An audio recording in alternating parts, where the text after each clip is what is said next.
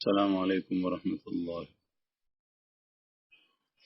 ګرانو قدرمنو مسلمانانو ورونو، ستاسو په علم کې به وي دلته دارالایمان والتقوا پېښور کې د دې حلقې د پېښور په سطح باندې د حضرت سید مفتی مختار الدین شاه صاحب دامت برکاتهم العالیه زمونږ شیخ او مرشد په سرپرستی کې د تحریک ایمان و تقوا چې څنګه نور کله په کال کې یو ځل اجتماع کیږي، هغه اجتماع پرون نه شروع شوی دی. پرون ماسپښین نه شروع ده، ان شاء الله جمعې مصبحې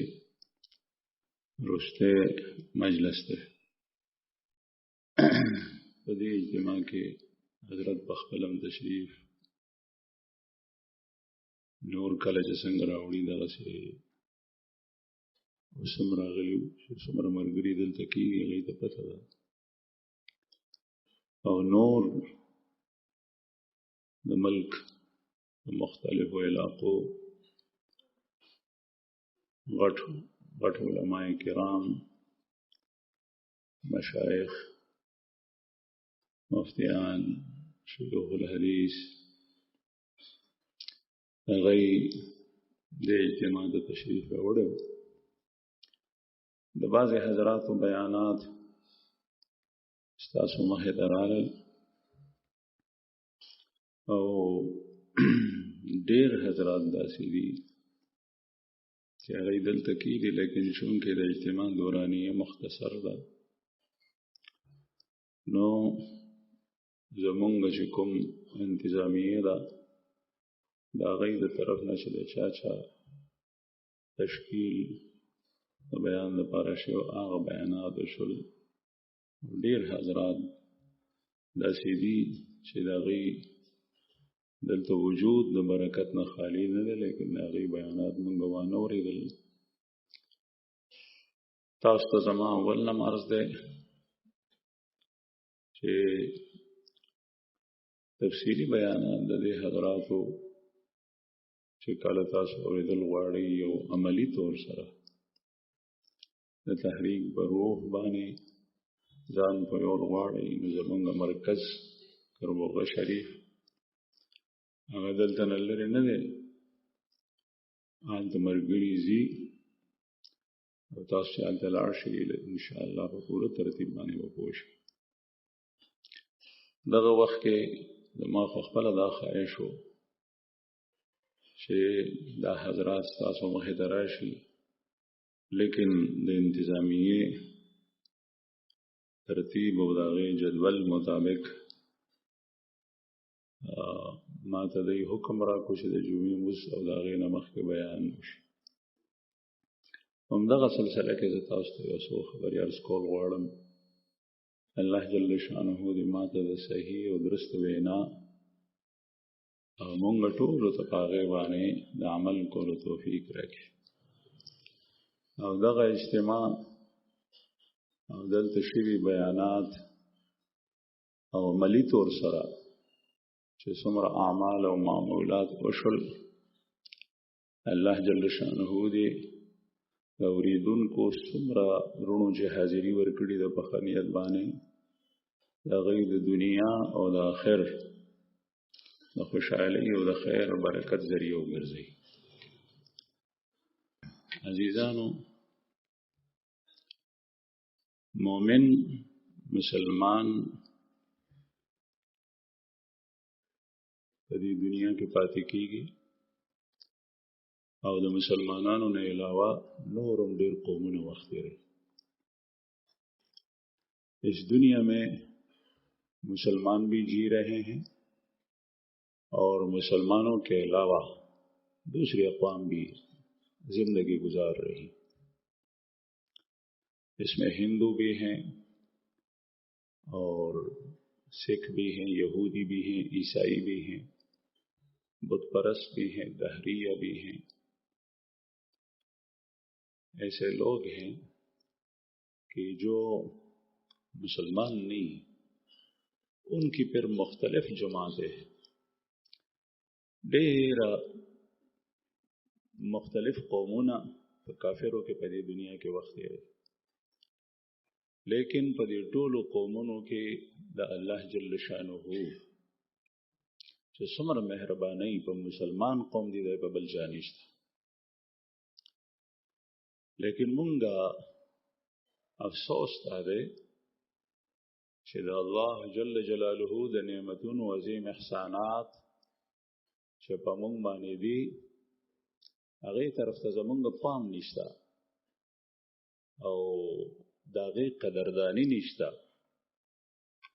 داغه احساس نشته، داغه وجه مونږ هغه برکات هغه رحمتونه د الله جل جلاله محسوسونه بیا مونږ په پته نه پوهیږو، داغه په خوند نه پوهیږو. لیکن د الله جل شانه کوم عنایات، کوم الطاف، کوم مهرباني، کوم برکات، کوم احسانات چې په مؤمن قوم دي مسلمان باندې دا په بل چا نشته. آخرت کې چې الله جل شانه مؤمن ته دایمي کوم نعمتونه او راحت او خوشحالي او مزه او خوندونه ورکوي هغه خو آخرت کې دي. لیکن زه تاسو ته د مثال په تور باندې یو څو څیزونه ذکر کوم. هغه کې یو دا چې الله جل شانه د مؤمنانو دوست دی، او یو کس چې د چا دوست وي نو زمونږ په دې علاقه باندې دا شی ډېر زیات دی او نور ځایونو کې هم دغسې وي چې دوست په دوست باندې کله کله سر ورکولو ته تیاري. الله جل شانه الله دی، هغه ته څوک زیان او تاوان نشي ورکولی، لیکن داغه دوست ته چې څوک تکلیف رسوي نو الله په غوسه کیږي. الله جل شانه دوست ته سړی همدردي او خیر رسوي، په سخت ځای کې په کار راځي، د ضرر نه بچ کوي،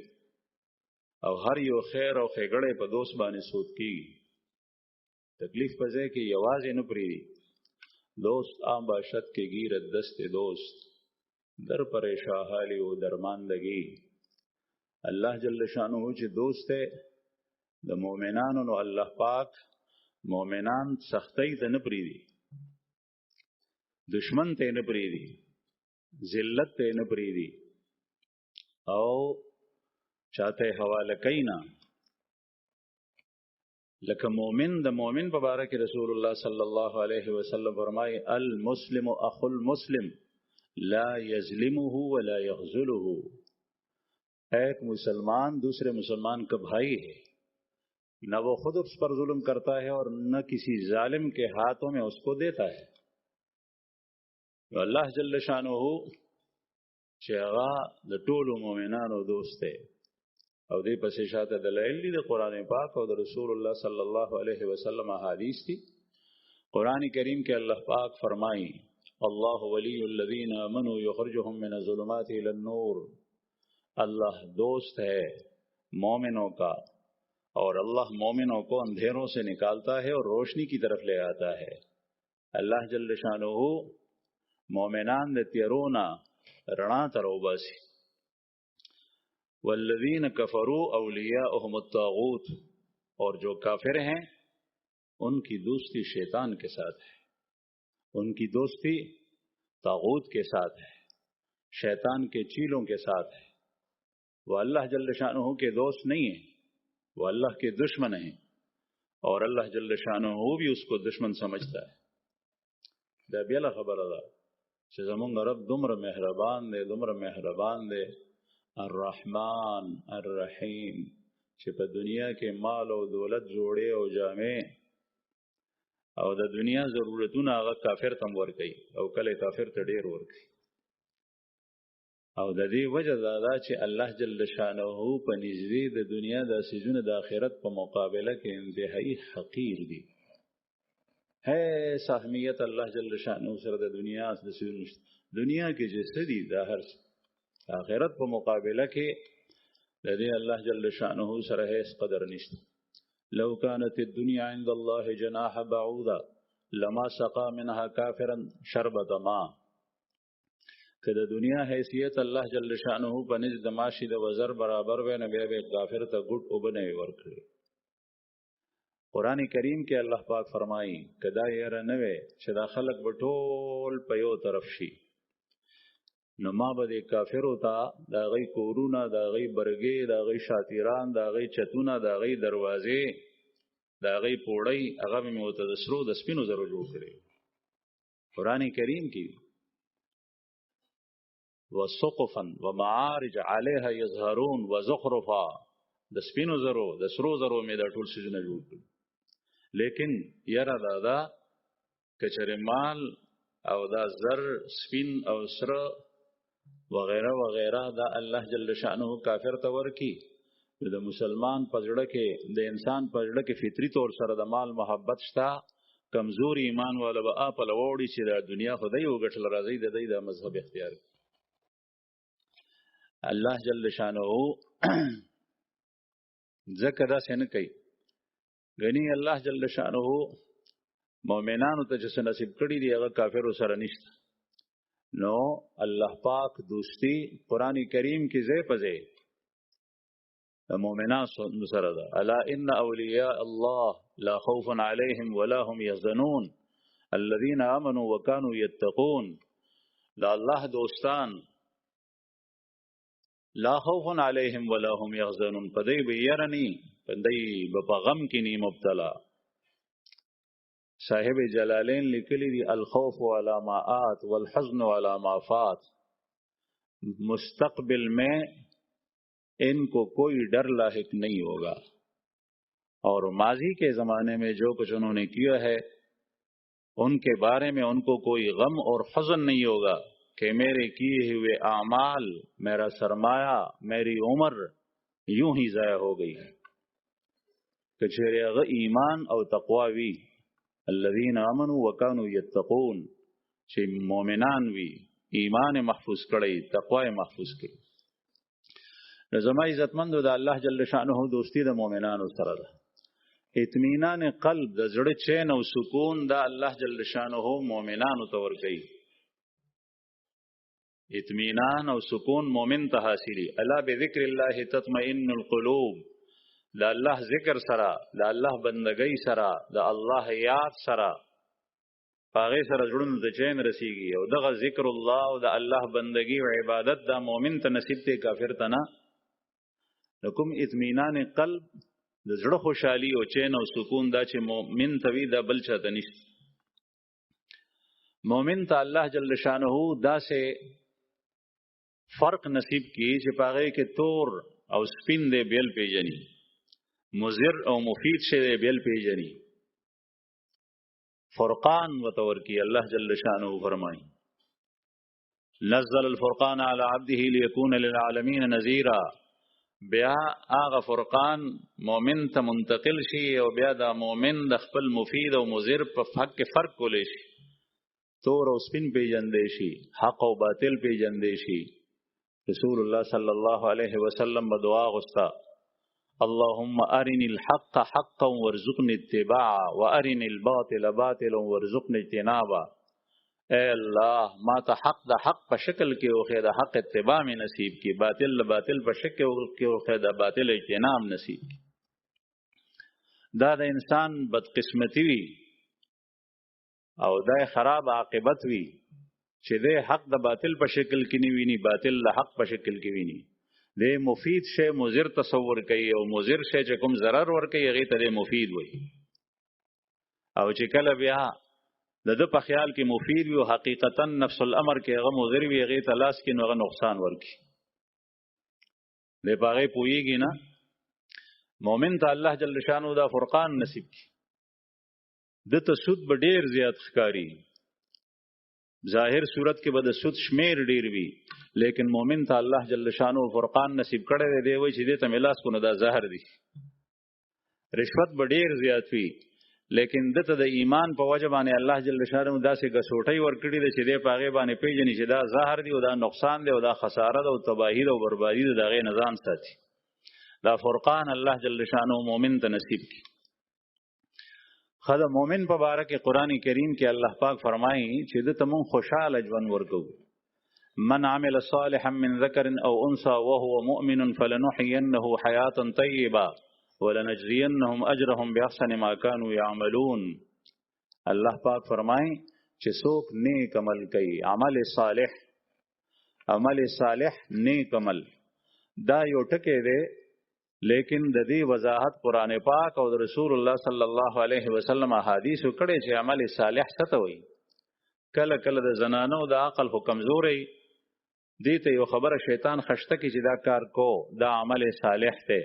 هغه بس روان شي خلکو تم خي. ډیر مسائل دا سره غلي دي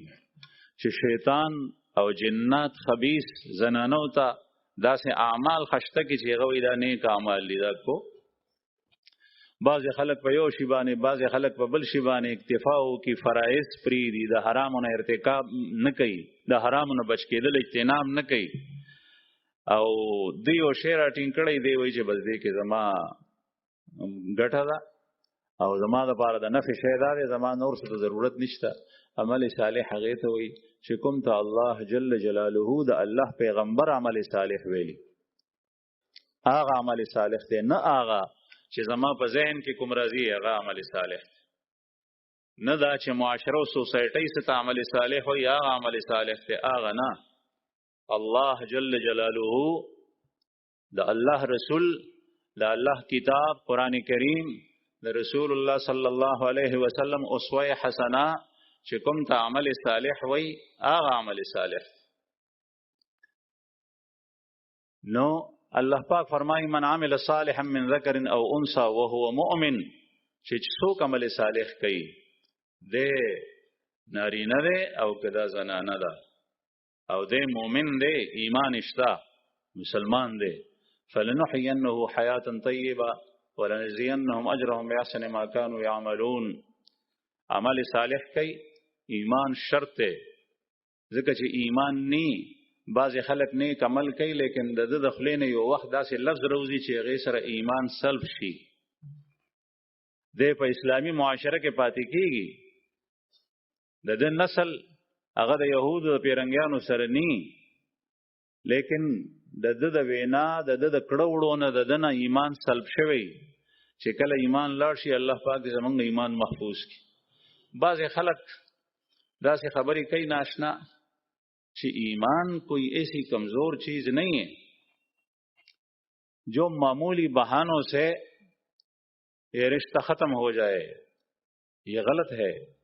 ایمان انتہائی نازک رشتہ ہے، البتہ ایمان پائیدار ہے، ایمان دائمی ہے، ایمان انسان سے الگ نہیں ہوتا اور ایمان انسان کو جنتوں میں پہنچا دیتا ہے. لیکن ایمان کا رشتہ راز نازک ہے، کبھی ایک بول سے آدمی کا ایمان سلب ہو جاتا ہے. یو خبر دخلین روزی ایمان تی سلب شوی، یو حرکت او کی ایمان تی نسلب شوی. ذکر دا سے مجالس، دا سے صحبتونا چی غد غلط خلقو بی. نن سبا زمان پا یونیورسٹی کے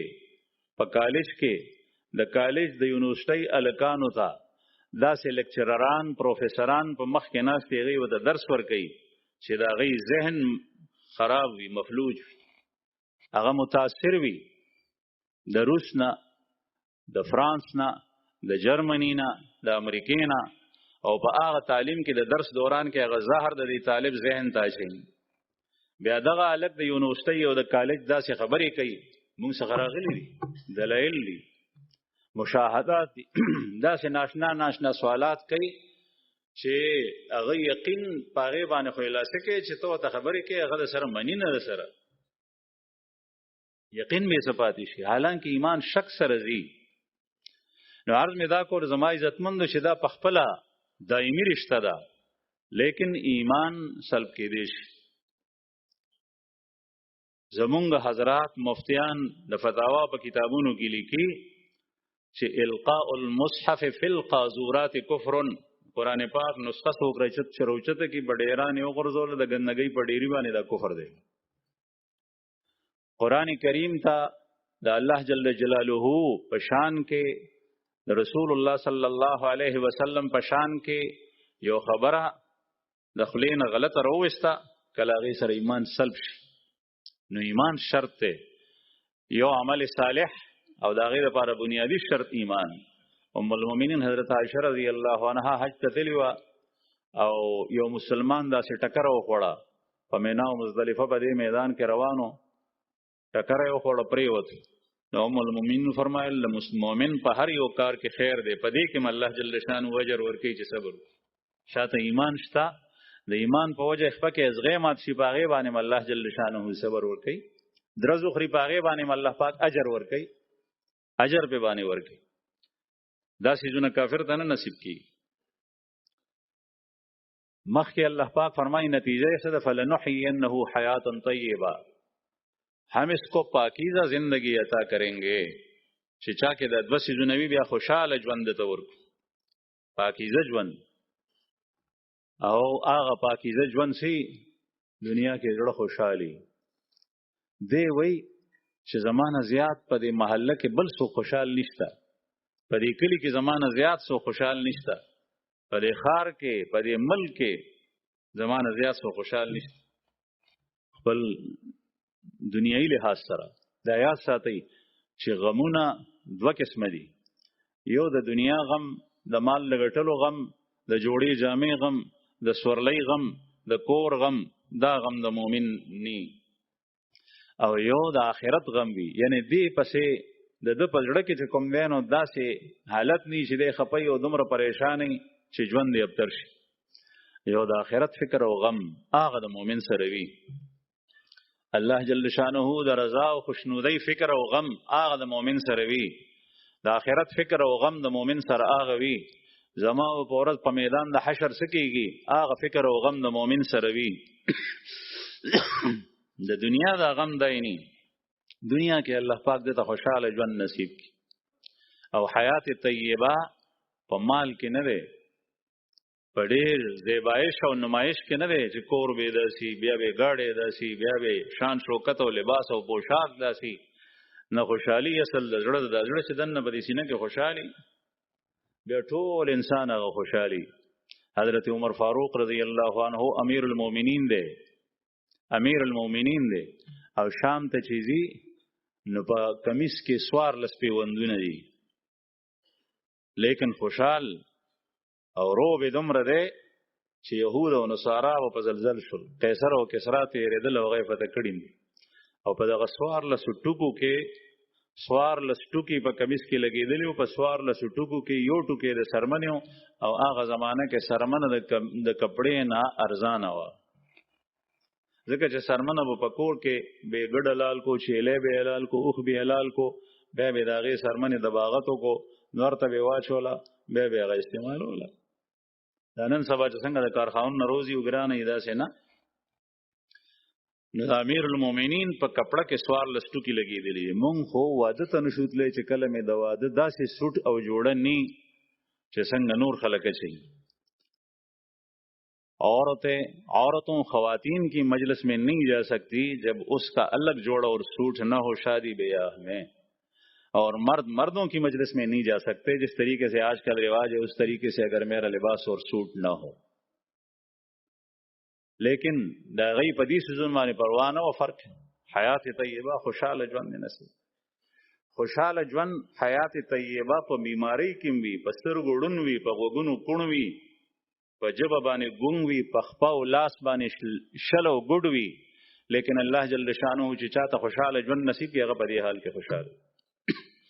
عمران ابن حسین رضی الله عنه 13 کال په کټ باندې پروتو 13 کال عمران ابن حسین رضی الله عنه رسول الله صلی الله علیه وسلم صحابی دی 13 کال په کټ باندې پروتو او استطلاق بطن د هیزی بیماری و کټي وته تړلې و مونږ په دې علاقم پښتانه کټ تړلو وي په خواوي وته کټ تړلو د بون کټ وو چې کله به بیمار کوزیدې نشو او خېټه به آزاد و نو بیا به وته کټ تړلو لوخه به اعلان وکړي خو نو حضرت عمران ابن حسین رضی الله عنه ته دغه سي چل کړه نیو کسرالو تابعی دی ابو الله ابن شخیر یا دا غرور مطرف ابن شخیر دې دواړو کې یو کس تپوس او عیادت ته د عمران ابن حسین رضی الله عنه رالو خلق براتل وس بیماری ډیره وګد شو پکټ کې پروت ته اوړېدې نشي خي طرف ته وګس طرف ته دومره کمزورتیا او کوزیدل پاسېدل خو لا سک هغه کس چې رالو نو هغه په جوړا شو ابو العلا ابن الشخیر رحمه الله په جوړا شو عمران ابن حسین رضی الله عنه وته وی بیمار چې جاړې ولې هغه وته وی چې جاړم زکه ستاسو حالت ته ګورم جاړم بنا د تصبر تکلیف کې حضرت عمران ابن حسین رضی الله عنه وته فرمایل جاړما ان احب الی من يحبه الله ما يحبه الله ما ته هغه شی زیات محبوب دی چې کوم الله ته خوښ او محبوب دی زما د بیماری د خدای خوښه ده په ما راوسی د زما خوښه ده ته ما ته جاړې ولې بعضی خوش قسمته حضرات داسي چې غي خپل خوخه د الله په خوخه کې ورزم کړي چې د خدای خوخه د زما خوخه به وته وي چې زتا ته یو خبره کوم کې دې شي چې الله جل شانه په تاسو نفع درکې خو زما په ژوند کې دا خبره چاته مو کو چې کله مرشم نه بیا کول شي او ته ټیک تا وته یو فرمایل چې ته زما د حالت ویني په دې حالت کې ما څخه فرښتې راځي او فرښتې په ما سلام اچي او ما سره ناستي خبرې کوي او پاغه سره زما زړه دا سیوی چې ډېر زیات خوشاله استاد اندازه ولګوي چې یو سړی دی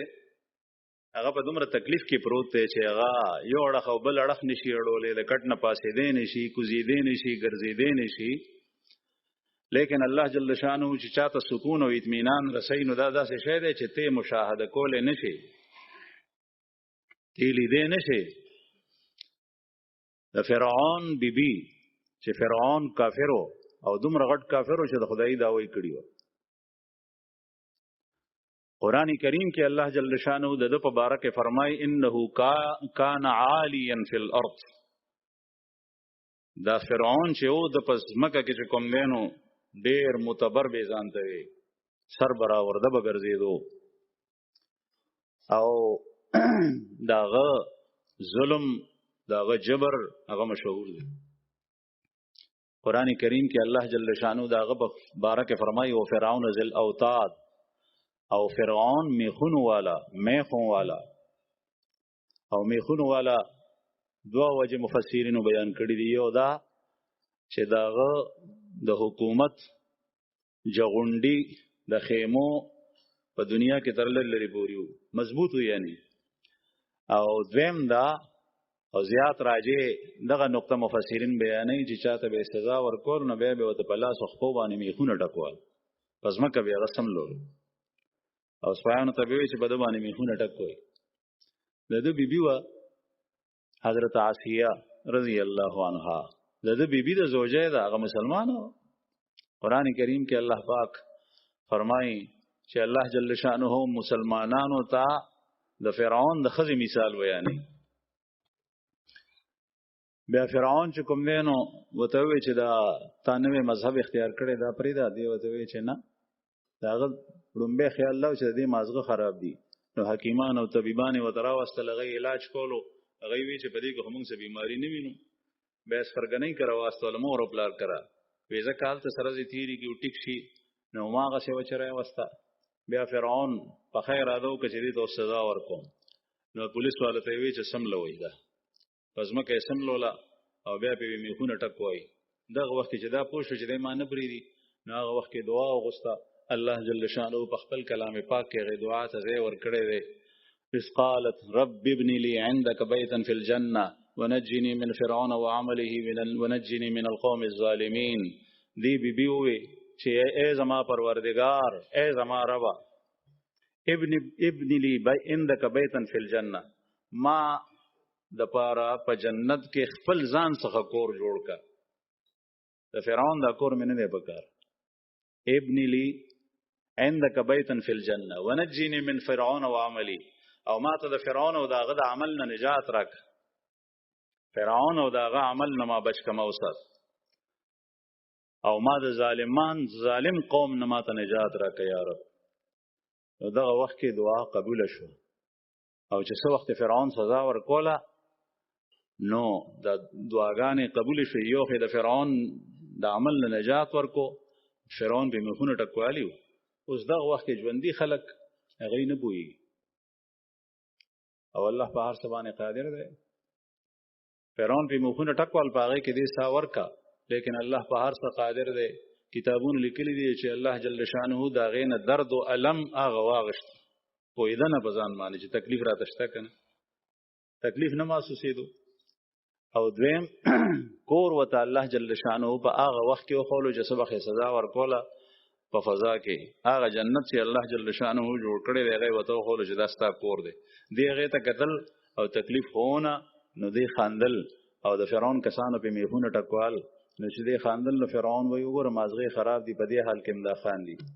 هغې مسکین ته دا پته نه وه چې دا ولې خاندي او د هغې خندا خو د دې وجه وه چې هغې تکلیف نه محسوس. عرض مې دا کولو چې حیات طیبه دا خوشحال او پاکیزه ژوند په دنیا کې الله جل شانه نصیب کی. یو کس داسې وي چې د دنیا په نعمتونو کې بوخ وي لیکن هغه سره دومره یری چې په هغه حال کې په آرام هغه ته خوب نه ورځي. او بل داسې دی چې هغه په ظاهر باندې د خلکو په نزد انتهایی بې آرامۍ حالت کې لیکن د هغه غونې چین او سکون چاته نه دی نصیب. زما عزتمندو دا څیزونه مې عرض کړل. نن سبا مؤمنان اکثر امت مسلمه ته دا څیزونه نه دي حاصل. خوشحاله ژوند نشته، په کور کې سکون او اطمینان نشته، چین نشته. د مور او پلار د اولاد ضرور سره ورانه ده. د مور او پلار د اولاد نه لګي، د ښځې د خاوند نه لګي، د انګور او د خواښې یو بل سره نه لګي. کور او محله کې چې کوم دی نو د ګاونډي سره نه لګي. بېچینی او بې سکوني وي او که چېرې دا شیني ظاهري صورتي نو کم از کم دومره خو وي چې یو کس ته څه خیر ورسېږي.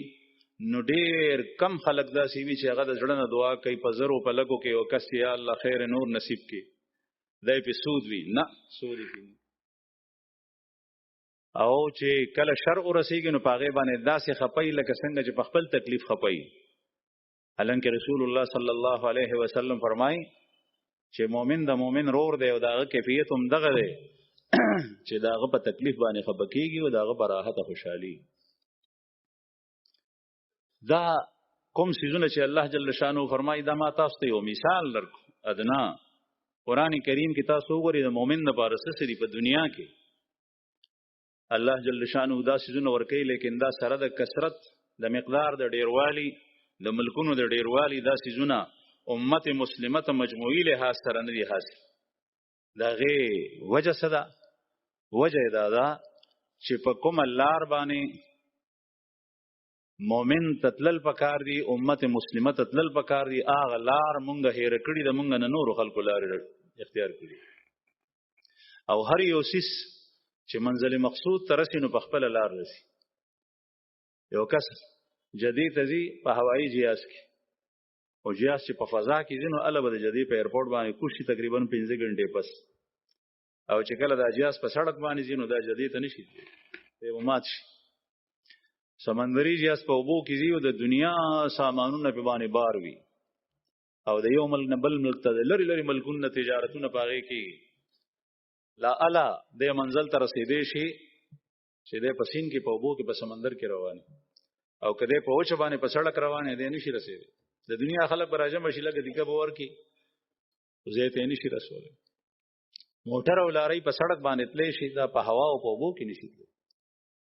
د هر یو څیز خپل یو فطرت دی. ته چې پی غواړې کوچ غواړې ماسته غواړې نو دې دپاره به بلار به میخه یا بلار به غوا یا لنګه راولې. نو چې بلار به نو تا کره به لنګه شي چې لنګه د روستي نو د هغې نه پی لشه نو شملې او کوچ او ماسته به درکوي. او که تا اوچ سنډا راوستو نو هغه خو تا ته پی نه درکوي. دا لار نه ده. د هر یو څیز خپله لار ده. یو سړی اولاد غواړي نو هغه ته د واده ضرورت دی چې ازدواجي تعلقات چا سره قایم کړي. او که دی اولاد غواړي واده نه کوي او بزرګانو ته مځي ورته وایي چې ما ته دعا وکړئ صاحب چې ما ته خدای بچي راکړي لکه واده دې کړی نه واده خو نه کو نو ده ته اولاد نه ورکوي ځکه چې د الله جل شانه تکویني او کوني لار هغه د اولاد غوښتو دا نه ده بلکې دا ده چې نکاح وکړي د مسلمانانو لپاره. نو امت مسلمه نن سبا په خپل لار باندې تلل هغه هیر کړي دي. د خلکو لار ګورو نو دی وایي چې په دې کې ترقي د راشه په هغې لاړ شه او د دنیا د قومونو نه زیات وهل او ډبول دی خوري. او نن سبا دغسې ده په هر لحاظ سره ذلت هغه بیل دی او جسمانی او مالی او معاشي تکالیف پریشانی دا بیلی دي او د ټولو نه خطرناک شی زما عزتمند هغه ذلت او ذلت دا دی چې د چا په وړاندې ټیټ شي سر ټیټ کې خبره په خپله خبره ستا هغه خبرې ته ترجیح ورکړي دا هغه په باطل دی ته په حق یې او ستا هغه حق ته لاندې کې او د هغه باطل په د پاسه کې زور ورکړي. د هغه مذهب باطل دی د هغه باطل مذهب په ځان باندې غالب کې هغه مني ته الله جل شانه په هغه باندې بر پیدا کړي مؤمن تا ورته ځان لا دي کو هغه په ځان باندې برکو دا هغه قانون دی برکو دا هغه طور طریقې دي د ګټلو د صرف کولو په ځان باندې برکې دا د دنیا بدترین ذلت دی. دا سر پرې کېدل په میدان کې دا ذلت نه دی. وینه تویدل لا ذلت نه دی. سترګه وتل او پوزه پرې کېدل لا ذلت نه دی. صحابه کرام داسې وو د چا به سترګه نه وه د چا به پوزه نه وه د چا به غوږ نه په تورو باندې په نیزو برچو باندې به دا څیزونه پرې کړی شوي په جنګ کې لیکن ټیټ شوي چاته نه دي. او د دنیا ذلت نن سبا مسلمانانو چته وجه دا ده چې کوم لار الله جل شانه امت مسلمه لپاره متعین کړي و هغه پرې ایښي. زما عزتمندو دغه لار خپلول انتهایی ضروری دي. کچری مؤمن دغه لار اوسم اختیار کی زمونږ رب دومره مهربان دی چې هغه ستاسو دنیوي حاجاتو لپاره د پېشمنی په وخت کې سماع دنیا ته نزول فرمایي او هغه وی هل من سائل فاوتی ہے کوئی مجھ سے مانگنے والا کہ میں اس کو دے دوں هل من داع فاستجیب له ہے کوئی دعا مانگنے والا کہ میں اس کی دعا کو قبول کروں هل من مستغفر فاغفر له ہے کوئی مجھ سے اپنے گناہ کو بخشوانے والا تھا کہ میں اس کو بخش دوں. دومره مهربان دی هغه رب داغه مونږ ته ضرورت دی. الله جل شانه چاته محتاج نه دی نه په عہده او منصب کې چاته محتاج دی نه په خدای برقرار ساتلو کې چاته محتاج دی نه په مال او ملک کې چاته محتاج دی. دا هر څه خو پیدا کړی دی. زمونږ خالق او زمونږ د مال او دولت خالق او زمونږ د کورونو د بچو د کاروبار او د اولاد خالق او د اسمانونو د زمکو خالق الله دی. هغه په هر څه باندې پوره دی. هغه ته د هر یو څه ضرورت نشته. قرآن کریم کې الله پاک فرمایي ما اريد منهم من رزق وما اريد ان يطعمون نہ تو میں ان سے یہ مطالبہ کرتا ہوں ان لوگوں سے کہ وہ اپنے لیے رزق پیدا کریں. کسب کر سکتے ہیں لیکن خالق رزق وہ اللہ ہے اور نہ میں ان سے یہ مطالبہ کرتا ہوں کہ وہ مجھے کھلائیں. ذکر چې الله جل شانه د خوراک سقاق نه منزه دی. خوراک سقاق دا نقص دی عیب دی احتیاج دی. چې کوم سړی خوراک سقاق کوي خو تکړی چې خوراک سقاق نه کوي بیا ختم شي. نو عرض می دا کول زما عزتمندو چې کله انسان په دغه خپل لار باندې رواني دا لار څه ده دا د ایمان او تقوا لار ده.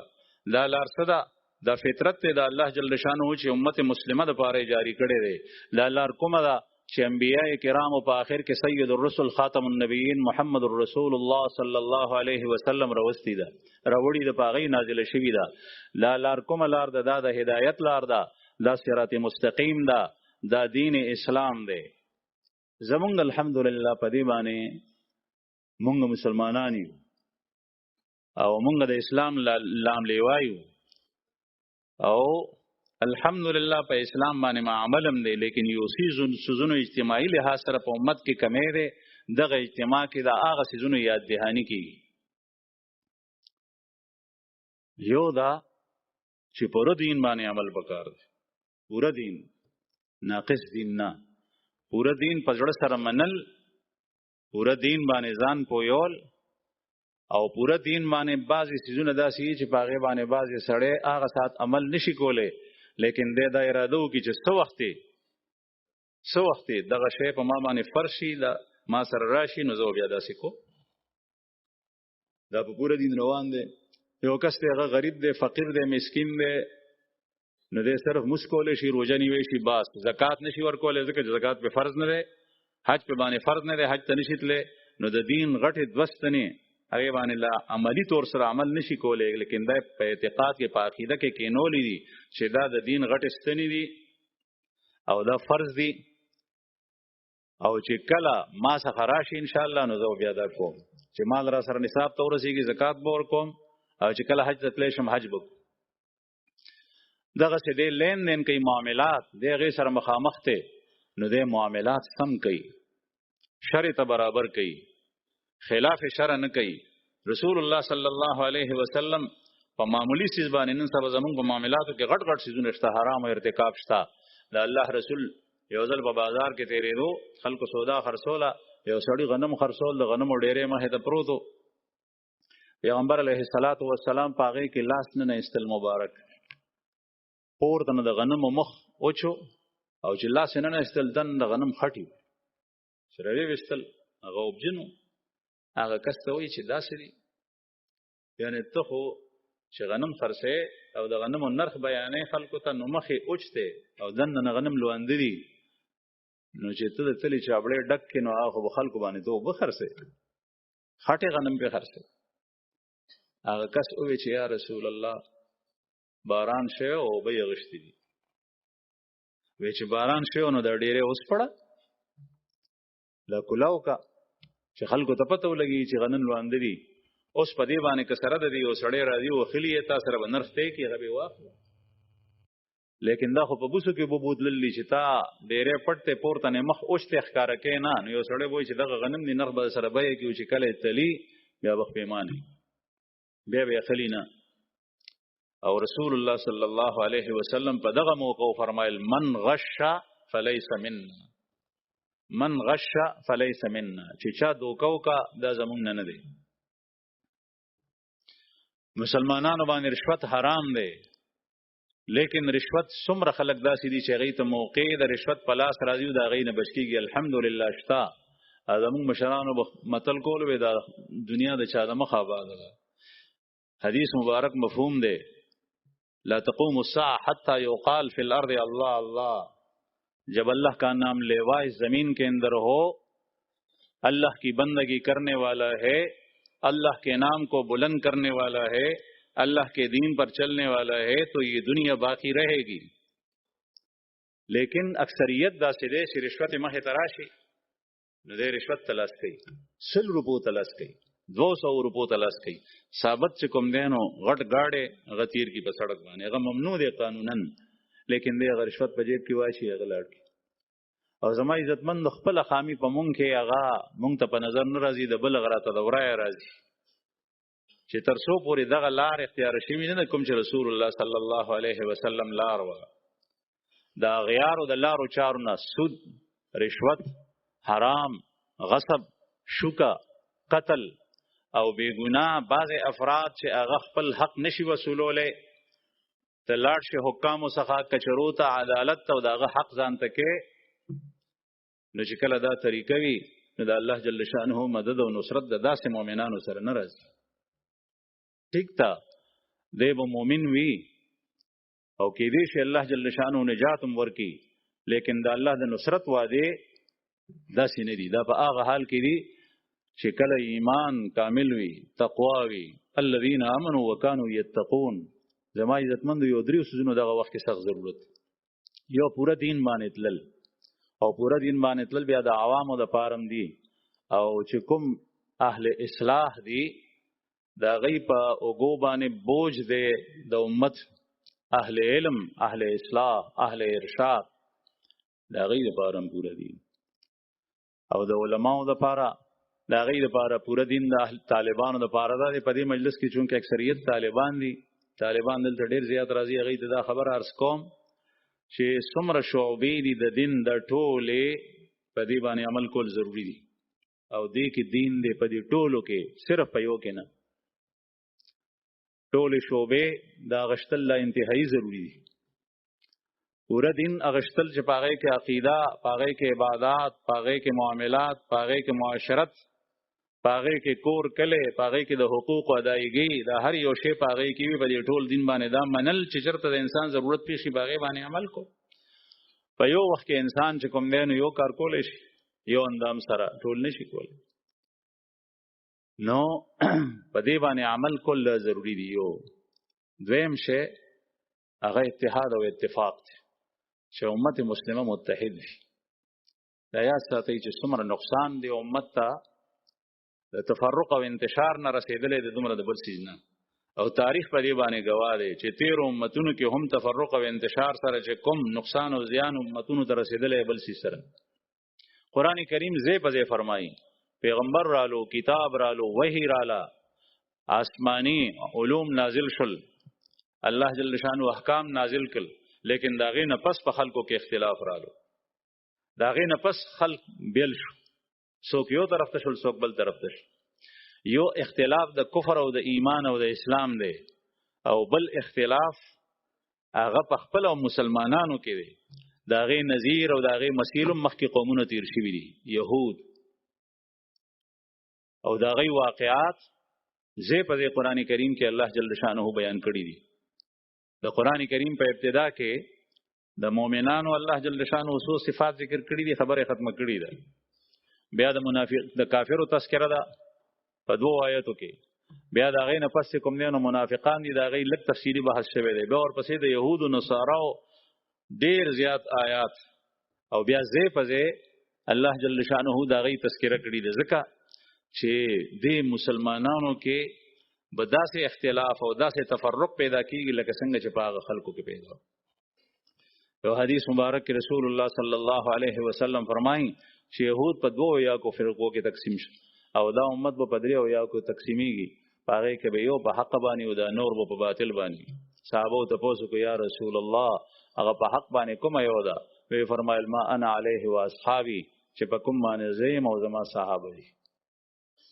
یو په حق یو حدیث مبارک کې فرمایي چې تاسو به د تیرو خلقو داسې اتباع کوي او داسې بداغي په لارو باندې روان یي لکه څنګه چې سمسرا په سوډ باندې نوتی داسې به تاسو ورپسې ځئ هغه په کوم طرف تلیو په هغه طرف به تاسو ځئ صحابه ته پوښتنه کوي یا رسول الله تاسو څوک ذکر کوي يهود او نصارا وی چې او نور څوک ځکه چې اهل کتابو هغه سره کتاب وو لیکن په کتاب باندې هغه سي عمل نو لکه څنګه چې الله جل شانه او دا الله پاک د طرف نه چې کوم الله پاک مبعوث کړي او انبیاء کرام دا غي تعلیمات او ارشادات نو دنیا کې هم دا غي تاوان سره نقصان سره او خسارې سره مخامخ شول او په آخرت کې الله جل شانه دا غي مبارک ذکر کړي او یو بل تبوی چې موږ په حق یو دا په نه حق دي وقالت اليهود ليست النصارى على شيء وقالت النصارى ليست اليهود على شيء وهم يتلون الكتاب يهود وای چې نصارا پس مذهب نه دي او نصارا وای چې يهود پس مذهب نه دي د مسلمانانو په خپل کې تفرق او اختلاف رسول الله صلی الله علیه وسلم د دې زې پځه په سختۍ سره تاکید کړي د صدباب کړي چې چرته داسې معاملې جوړه شوې ده او دشمن هوا ور کړی ده د الله رسول په دې باندې زیات زور وروړي دی چې یو جماعت او یو ډلوس رسول الله صلی الله علیه وسلم صحابه کرام ته وصیت دا حضرت ابو موسی اشعری معاذ ابن جبل رضی الله عنه یمن تاستی پته فرمایي چې لاړ شي یو اقلیم ته ابو موسی اشعری واستول بلته حضرت معاذ ابن جبل رضی الله عنهما او چې کله یو بل سره یوځای شي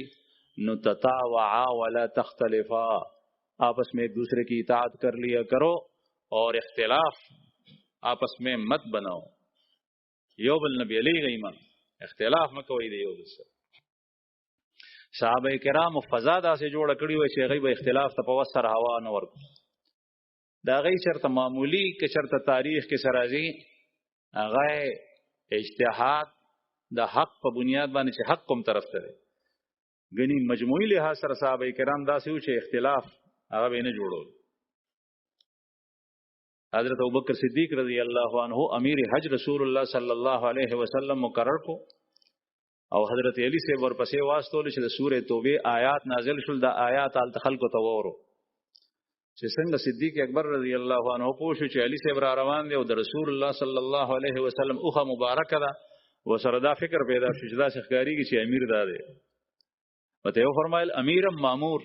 امیری که ماموری که امیری چې صرف د امارت نه فورا لری وینه مامورم خدا دا خبره ما ته راکړې وی چې دا ته بیان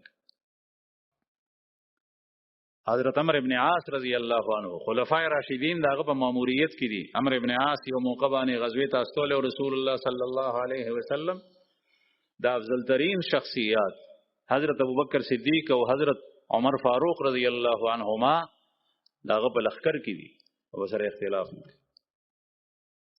او اختلاف چې بچرته چا جوړول نو بیا به داغه خلاغه سات صحابه بندوله مونږ چې اختلاف چرته جوړیږي د دوه ورونو په منځ کې د کور کې په محله کې د مسلمانانو په منځ کې عوام په منځ کې د علما او غیر د هوا ور دا زما خیر خاله زه د شاوټه په مغبل بل ته تلې غدا غ شاوټه پیدا نه اختلاف جوړ شي حضرت علی کرم الله وجهه نه چاته پوسو وته وی چې جنازې نه مخ کې تل افضل لیکرستو وته فرمایل چې رستو تل افضل لی مستحب دي دا د امو دا اولا او خلاف اولا مسله ده په دې کې اختلاف شته د واجب او د فرض او د حرام نه ده وی دا شیخین حضرات خو د جنازې نه مخ کې دي د سائل د تپوس کولو مقصد سو بعض حضرات لیکلي چې داغه مقصد ورانه و چې دا غي سره ټسل پیدا شي اختلاف حضرت علی کرم الله وجهه تو فرمایي چې دې حضرات ته پته ده چې رستو طلب ذلی لیکن دې د جنازې نمخ کې د کټ نمخ کې ذکر دي چې دې په امت کې دې وایي چې په امت په حرج کې مبتلا نشي تنګی را نشي په خلکو تاکہ لوگ حرج میں نہ پڑ جائیں تنگی نہ آئیں مجمع زیادہ ہے پیچھے سارے لوگ نہیں جا سکتے کچھ آگے چلے گئے ذکر سے مسئلہ دا اولا او دا خلاف اولا نن سبا چې بهر نه کیو کس د شیطان د طرف نه د کافرو د طرف نه د يهود د نصاراو د طرف نه زمونږ د حکومتونو مختلفو ادارو ته یو کس راشي یا قومونو کې یو کس راشي هغه یو شوشه پری دی هغه پسې روان شي خلک په مختلفو جماعتونو کې تقسیم شي حضرت محمد ابن الحنفیه رحمه الله د حضرت علی کرم الله وجهه زویر او د حضرت حسن حسین رضی الله عنهما میرنه رور دی مین د دوړو جدا فقهای سبعو کې دی محمد ابن الحنفیه یو کس تاسو کو دا وخت کې چونکه اسلام مضبوطو پاغه باندې د غیر چاپیر نه یلغار او خلکو هغه زمانه نه کوشش کړي اوس ډیر زیاتې حمله کی مسلمان ته پکاري چې د خپل دین سره تعلق مضبوط کی ان شاء الله هغه کانه به واپس تنبیږي هغه کسب په لګي چې چا دا کانه رويشته دي او چې کله بزان کې مونږه گنجائش پرې دونو داسې به دا کانه نه خلی درکې لکه څنګه چې په خټه کې نه نوځي محمد ابن الحنفیه رحمه الله ته یو کس وای چې تا خپلار سخت زینو ته اچي علی سے محاس ته یستي د ډیر زیات تکړو بهادرو مضبوطو پهلوانو په محاس ته تاسو او ستارونه حسن او حسین هغه داسې سخت زینو ته ناشته دا ولې داغه مقصد څه دی کې دې شي چې داغه مقصد او چې په خپل کې د رونو په منځ کې پوټ او اختلاف وایي نو هغه ته فورن وایي په حقیقت کې زما رونه حسن او حسین زما د پلار د پاره دا سری لکه د سړی د پاره دا غسترګي وي او زما مثال الله سي ده د خپل والد سره د پاره لکه لاس او چې کله د سړی باندې خاورا کانی ګټي شګر راشي په مخ باندې نه د الله سکی دی پسترګو باندې سترګې بچ کړي خیر دې لاس ته ولګي بشګو نو ما استي زما د وجنه زما رونه بچ کړي ځکه چې دا زما د پلار د سترګو یخواله ده یہ دونوں میرے والد صاحب کی آنکھوں کی ٹھنڈک ہیں ان کی حفاظت کرنا چاہتے ہیں مجھ سے میں اپنے والد کے ہاتھ میں اگر سڑے چپ عرض مدا کو زما عزت مندو چې صحابه تابعین دا غي مجموعي لحاظ سره تاثر دغو چې غي بزان کې گنجائش نه پرې کعب بن مالک رضی الله عنه یو واقعا نه دا تاریخ چې ګوري سړی حیران شي کعب بن مالک رضی الله عنه سره صحابه او د الله رسول خپل تربورانو خپل رونو بایګانو خبرې بند کړې وي 50 ورځې وسره خبرې نه کولې لین خلا پرېدا دغه وخت کې وته د روم کافر بادشاہ را طرف نه خط رالو چې مونږ ته پته لګېدلې ده چې تخپل صاحب پرېخې مونږ سره ستاسو شتا تا به مونږ داسې نه پریدو مونږ څخه راشه خط رالو هغه خط په کپړه کې پټ هغه یو سوداګر او بیپاری راوړی او په ډونډ او تلاش باندې کعب ابن مالک ته خط ورسول چې خط کې وکتل په خط کې دا مضمونو سخت په قهر او په جړا شو خپه شو چې یا الله زدی ورځ د پاتې شم چې یو کافر ماته وایي چې زما ملک تراش आज हम पनाह ढूंढने के लिए अपने मुल्क को छोड़कर काफिरों की गोद में जाकर बैठ जाते इसको ठीक भी कहते دې ته سمم و نو مخکې نه میزان ته تیارې کړې هلته نه مې هر څه استولي ځکه چې هغه زما آخرت کې زما هر څه دی او بیا چې څه وخت د دلته نه وزګار شي هلته فورا لاړ شي نو کعب ابن مالک رضی الله عنه جوړل دی 50 ورځو کې په دې بایکاټ باندې دومره تکلیف یې ماته نو رسېدلی لکه څنګه چې په دې خط سره ماته ورسه چې زه د کافرو ته پاتې شوم د غصې نه هغه خط راواغشتو او تنور کې اور بلیدو په هغې کې واچو حضرت علی رضی الله عنه معاویه رضی الله عنه په خپله کې اجتهادي اختلاف کې مبتلا دي کافر بادشاه خط راستئ حضرت معاویه رضی الله عنه مونږ اورېدلي چې ستا ملګری تا سره داسې کوي مونږ مدد راستو لښکر راست حضرت معاویه رضی الله عنه چې خلک نن سبا مختلف قسم تاثرات د صحابو په منځ کې بیانوي هغه وایي که چېرې تا په علي باندې حمله وکړه د په علي رضی الله عنه باندې حمله وکړه لښکر دې راغلو علی کی طرف سے لڑنے والا پہلا غازی اور مجاہد وہ معاویہ ہوگا میں ہوں گا دا علی دی طرف نه جنگ کوونکی هغه به زه مړومبې سپایي چې میدان ته دروز هغه به زم خبردار چې دا جرأت ونه کړي عرض مې دا کولو زما عزتمندو چې دا په خپله کې اتحاد او اتفاق کوم ستانه چې کوم ځای کې تفرق خور شوی دی ته د هغې د ختمولو کوشش وکړه الله جل شانه به تا بالا کتاب اوچت کړي عزت په دې کې نه دی چې ته خپل ځان ته ښځې ښه عهده ښه منصب ښه شی هغه وګورې هغې ته ته مخکې شې په خپله باندې زما والده د بوډۍ ښځه ده هغه وایي عزت خو هغه چې بل ورکړي چې په خپله یو سړی عزت غواړي داسې عزت عزت خو چې په خپله غواړي دا د دنیا بې عزته وي عزت هغه دی چې بل ورکړي او الله جل شانه څخه عزت دی بندیانو سره مخلوق سره عزت نشته ام المؤمنین حضرت عائشہ رضی الله عنها حضرت معاویه رضی الله عنه ته وتخط راستوله چې ماته نصیحت وکړه نصیحت کې وته فرمایي چې ما د رسول الله صلی الله علیه وسلم نه اوریدلی دي مال التمس رضا الله فی سخط الناس کفاه الله مؤونة الناس جو شخص اللہ کی رضا اور خوشنودی کو تلاش کرے گا چاہے لوگ ناراض ہوں تو اللہ جل شانہ لوگوں کی طرف سے اس کی ساری حاجتیں پوری فرمائے کافی ہو جائے گا کافی کا مطلب ہے کوئی ضرورت لوگوں سے وابستہ اس کی نہیں رہے گی اور جو شخص ومن التمس رضا اللہ فی سخط اللہ وکلہ اللہ الی الناس اور جو لوگوں کی رضا اور خوشنودی تلاش کرے تو لوگ تو اربوں خربوں ہیں کس کس کو راضی کرے گا پھر اللہ جل شانہ اس شخص کو لوگوں کے حوالے کرے گا وہ اپنے آپ کو نہیں بچا سکتے اس کو کیا بچائیں دریم سی زما عزتمند تذکیره چې پاغه باندې تفصیلی بیانات زمانه مخکې حضرت مفتی محمد زبیر شاه صاحب دامت برکاتهم العالیه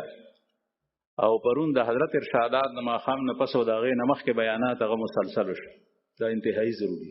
دا ټول ګن چې پیدا کېږي د انسان د زړه نه پیدا په زړه کې د دنیا محبت ته نشه د دنیا د خیر وسره د خیر وته د چا طرف نه ورسېږي نو هغه ورورم شي او دوستم شي او د خدای سره او د الله سره محبت نشته نو که حق وینا او صفا وینا ورته کوي نو هغه دشمن دی دا ټول ګن په دې دی کې پروت چې دا ټیک شي بیا به د دې نه خیر راوچتېږي بیا به خیر ځان ته راکاږي جذب کوي کند هم جنس با هم جنس پرواز کبوتر با کبوتر باز با باز چې زړه سم شو نو سم خلک به پخې لګي کوم کس باندې چې هغه کس چې هغه متشری وي اخلاق خوي معاملات سم وي دیندار وي لباس او پوشاک او ناس ته ولاړې د رسول الله صلی الله علیه وسلم د شریعت او د آداب موافق وي او دی بل کس باندې هغه کس بد لګي دینه معلومه شوه چې د الله او د الله د رسول سره مینه نشته ذاتی سیز جدا شی دی په ځمکه یې جګړه وه په بل یو سیز باندې واغه بیل شي لیکن محض په دې بنیاد باندې دینه معلومیږي چې نشته تزکیه انتهایی ضروری ده او هغه یو فرمایل او زمانه مخکې کوم بیان کېدو چې دا عملی طور سره کېدې شي دا صرف د بیان سره تعلق نه لري دا بیان خو دې لپاره چې لار خودلی شي الرحمن علم القرآن خلق الانسان علمه البيان الله جل شانه بیان خولې د یو بل نه افاده او استفاده مونږ دې سره کولې شي لیکن جوړیږي هغه کس چې کله عملی طور سره د میدان ته راشي او دا غي د پاره زما عزتمندو په کربوغه شریف کې مسلسل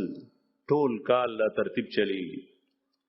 په دې کې د اهل علم لپاره اصول د عوامو لپاره ضابطه هغه ځان ته بیلې بیلې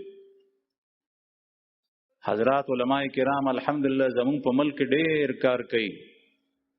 محله په محله مدرسې دي د الله پاک ډېر لوی فضل دی او زه خپل ځان په شان دی عوام رونو ته ویم چې د دې نعمتونو قدر کوي قدر بعضی ملکونه داسې دي چې هلته مسلمانان قرآن پاک نسخه په کور کې نشي کېښوی چې سپایان دن نشي تاسو سره نږدې د پاکستان سره لګېدلې د چاینا بارډر هلته چې کومې علاقې دي چې کوم رونه تللی دي هغوی ماته حالات بیانوي قرآن پاک نسخه نه یو داسې سټیکر نه یا یو فریم نه چې په هغې باندې د قرآن پاک آیت لیکلی په هغې باندې سزا ورکړي تا سره قرآن کریم دی ته د هغې تلاوت کې ته دیني کتابونه کتی شي ته بیان اورېدی شي بیان کولی شي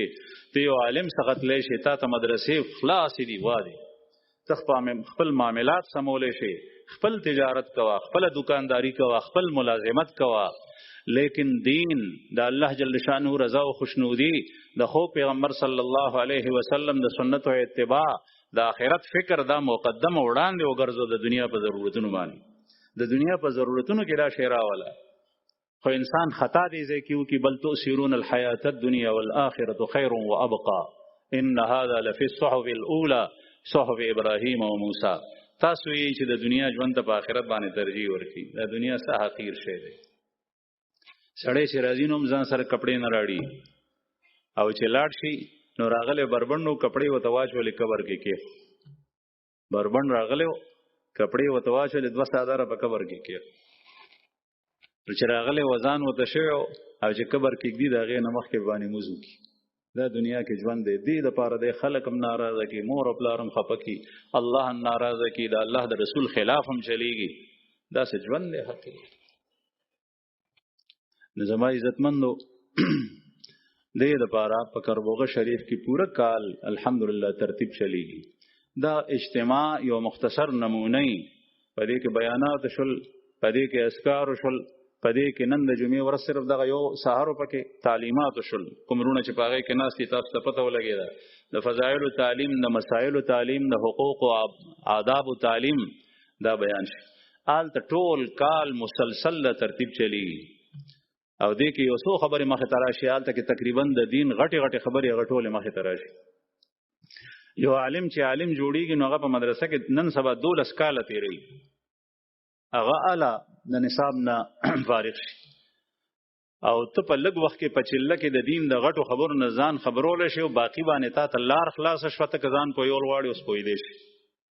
نو تاسو ته عرض داده ز خپل خبره ختموم نن د سوالات او وختم په دې کې واغشته شو عرض مې ته داده چې څومره دلته کې ناس یې خپل کشران خپل متعلقین خپل بچي هغه کربوغه ته واستوي چې سلوي خرزه ولګي ډیر د فتنو دور دی زما عزتمن پریشانیاں په کورونو کې بعضی خلک د خپل بچو نه تنگ دي بعضی بچي اولاد نشته د غواړي او بعضی ته نه تنگ دي یو زوی د داسې باندې سر ګرځي چې دل ترازی په چې دواله تو که چې ازوی مې خدای پاک مړ کی داسې ته تنگ ولی ځکه چې نو بیا خو صرف دغه خپګانو چې نشته او چې شتا نو سی وته په پوزه کې پیژوانه جوړې د پلار او د دنیا ذلت د پلار په سری هغه ټول خټه او هغه سوټي په پلار باندې تپلې شي ولی تربیت سم نه دی شوی خطا روان نظام عزتمند او فتنې را روان دي د دجال ښکار کیږي مونږه د شیطان ښکار کیږي داسې فتنې دي په هغه فتنو سره د مسلمان الله پاک دې زمونږ د ایمان زمونږ د معاشره او زمونږ د کورونو زمونږ د نوی نسل لکانو جنکو حفاظت وکي هر اعتبار سره یلغار دی په مسلمان د دې فتنو نه د بچ کېدو لپاره